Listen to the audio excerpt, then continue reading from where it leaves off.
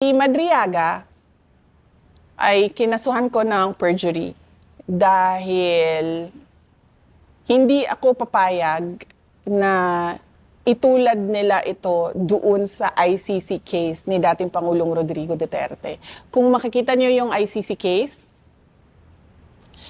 ang mga unang sinabmit doon ni Trillanes ay si Las Cañas at si Matubato. Kasi galing yun dito, di ba? Sa atin, sa Pilipinas. Meron silang hearing, pinabayaan sila ni PRD na magsalita, nagsalita sila, nagpa-interview sila, ganon.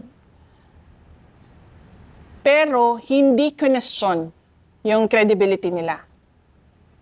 Parang tinanggap na lang ng lahat na totoo yung sinasabi ng witnesses.